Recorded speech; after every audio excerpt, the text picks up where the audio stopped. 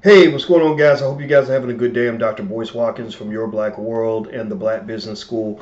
I wanted to hop in real quick and have a quick conversation with you about something that I just read in the media about Cuba Gooding Jr. Cuba Gooding Jr., as you know, is the actor that was in Boys in the Hood and a bunch of other movies, and he also he's had a good career. He's done a lot of interesting things throughout the years.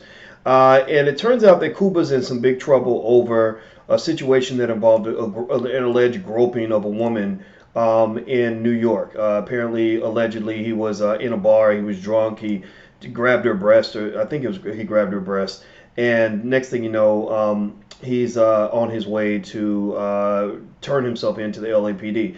Now, some of you say, I see you guys on Twitter. Someone on Twitter said they can't hear me. Let me know if you can hear me. Let me know if you can hear me and you can see me. If you can hear me and see me, just say, yes, I hear you. Yes, I see you. That way I know that you guys can see and hear me okay. Can you hear me? Let me know. Let me know, and then I'll move on. Let's see. Can you hear me? Okay, good. All right. So I see a lot of. Okay, I see some yeses coming through.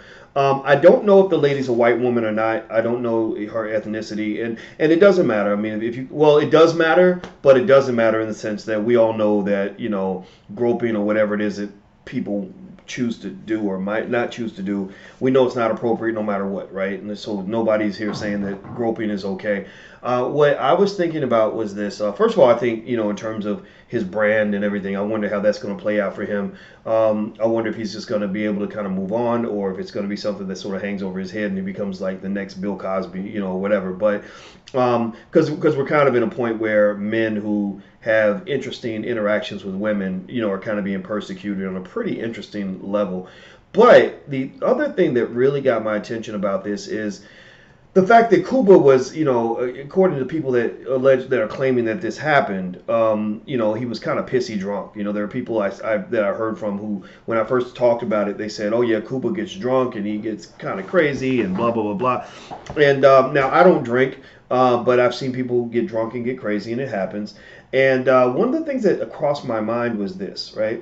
I'm always thinking about the black male and how the black male is perceived. If you think that committing a crime or being accused of a crime as a black man is the same as being accused of a crime as a white man or a white woman, then you're out of your mind. It's a very different thing. And one thing I like to do is point out the little subtleties that people won't talk about. Mainstream media won't discuss this, so I'm going to discuss it for you.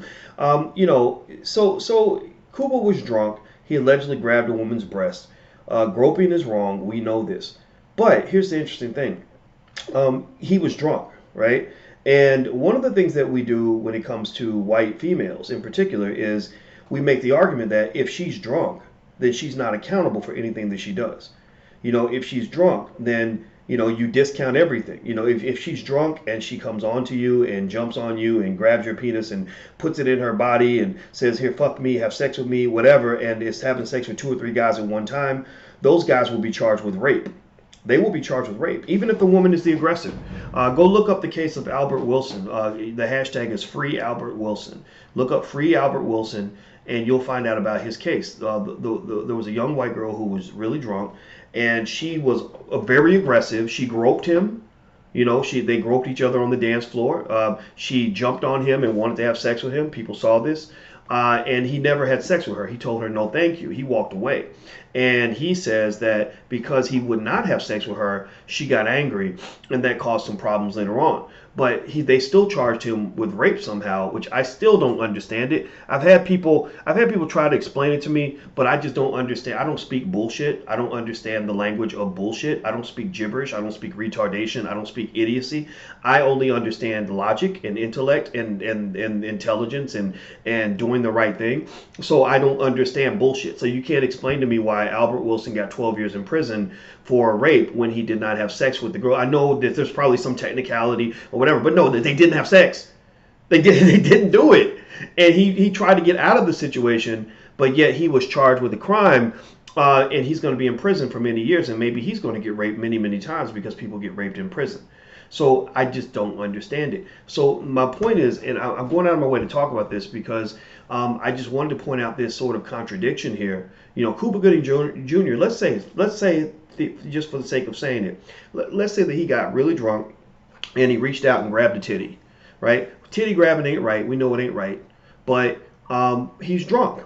And if you're making the argument that a white woman who, like in the Albert Wilson case, who grabbed his penis, jumped all over him, did everything, if you're making the argument that she's not accountable for her actions because she was drunk, because that's the big argument, that he had no right to do anything with her because she was drunk, well, then why would that not be applied to Cuba Gooding Jr.?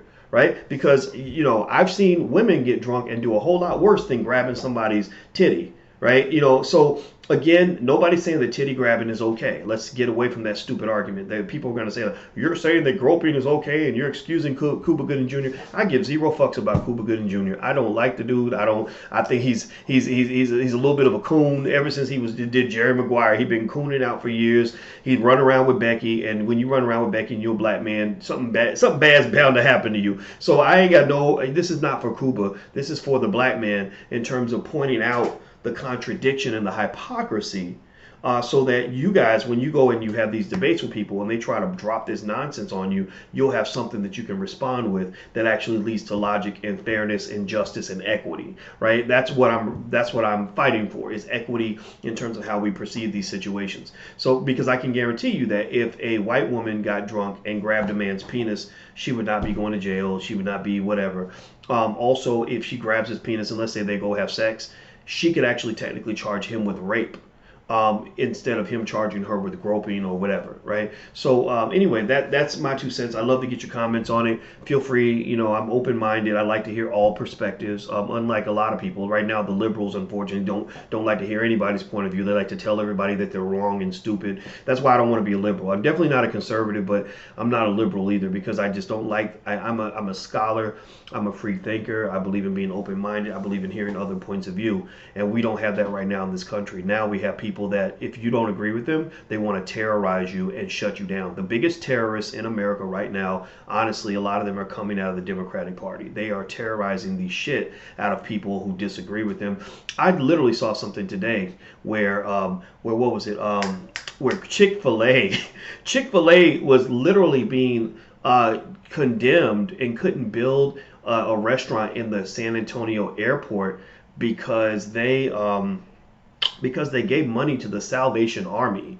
And they like, I was like, the Salvation Army, is that like giving money to what's that group out in the terrorists? I forgot, not Mossad, the other one, ISIS. Right? Is the Salvation Army now ISIS because they believe that marriage is between one man and one woman? Who cares what they believe? They're not telling you what to do. They're just telling you what they want to do and what they believe. So I just think it's crazy to me that we're getting to this point where people are being attacked, shut down, discriminated against because of their beliefs. It's insane to me. It's absolutely insane. So anyway, I'm gonna go. Let's see. I see some smart aleck comments in here, but I don't pay much attention. Okay, Green Spoon says you're a fake Tommy.